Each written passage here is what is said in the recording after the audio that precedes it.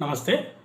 రాష్ట్రంలో ఉన్న సాంకేతిక కళాశాలల యూనివర్సిటీ జేఎన్టీహెచ్ పరిధిలో ఉన్నటువంటి ప్రైవేట్ ఇంజనీరింగ్ కళాశాలల యొక్క ఆగడాలను కట్టడి చేయడంలో జేఎన్టీహెచ్ విఫలమైందని చెప్పేసి స్పష్టంగా మనకు కనపడుతుంది.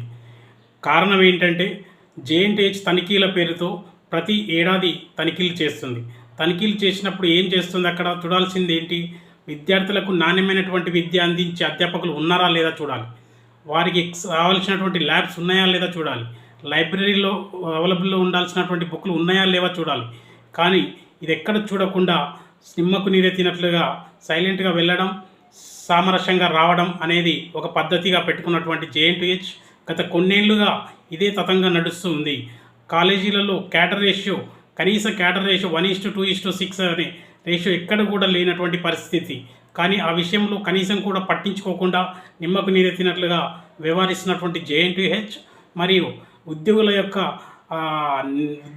మరి అంటే అధ్యాపక విద్యార్థి నిష్పత్తి 1:20 ఉందా లేదా కూడా కనీసం చూడడం లేదు. కానీ అదేవిధంగా అధ్యాపకులకు సరైనటువంటి వేతనాలు అందుతున్నాయా లేదా, నెలవారీగా జీతాలు అందుతున్నాయా లేదా కనీసం పట్టించుకోవడం లేదు. వారికి అధ్యాపకులకు ఫామ్ 16లు ఇస్తున్నారు, ఫామ్ 26 ఏఎస్లు ఇస్తున్నారు. మరి ఫామ్ 16లో ఏముంటుంది, ఫామ్ 26 ఏఎస్లో ఏముంటుంది అని కనీస పరిశీలన కూడా చేయకుండా వారికి అనుమతులు ఇస్తున్నటువంటి జేఎన్టీహెచ్ మరి ఈ ప్రతి సంవత్సరం కూడా తనిఖీలు చేస్తుంది. తనిఖీలో ఏం చేసింది? ఒక్కసారన్నా వెళ్ళబెట్టిందా? ఒక్కసారి కూడా బహిరంగంగా వెబ్సైట్లలో పెట్టనటువంటి పరిస్థితి జేఎన్టీహెచ్కి ఉంది. మరి జేఎన్టీహెచ్ చేయాల్సినటువంటి కార్యక్రమాలు జేఎన్టీహెచ్ చేయకుండా అనవసరమైనటువంటి వాటిల్లో కాలు పెట్టి వేలు దూపి దానికి సమాధానం చెప్పకుండానే దాటవేసే ధోరణిలో వ్యవహరిస్తుంది జేఎన్టీహెచ్ అనుమతులు ఇచ్చే సమయంలో ఒక రీతి, అనుమతులు పొందిన తర్వాత మరొక రీతిగా వ్యవహరిస్తూ ఇవాళ చాలామంది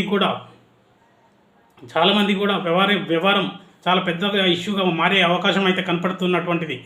ఎందుకంటే గత కొన్ని సంవత్సరాలుగా పేపర్ లీకేజీలు అనేటటువంటి విషయం గత కొన్ని సంవత్సరాలుగా ఏదైతే పేపర్ సర్టిఫికేట్ తయారు చేసి ఇచ్చినటువంటి వారే ఇవాళ పెద్ద పోస్టుల్లో కూర్చున్నటువంటి పరిస్థితి జేఎన్టీలో ఉంది.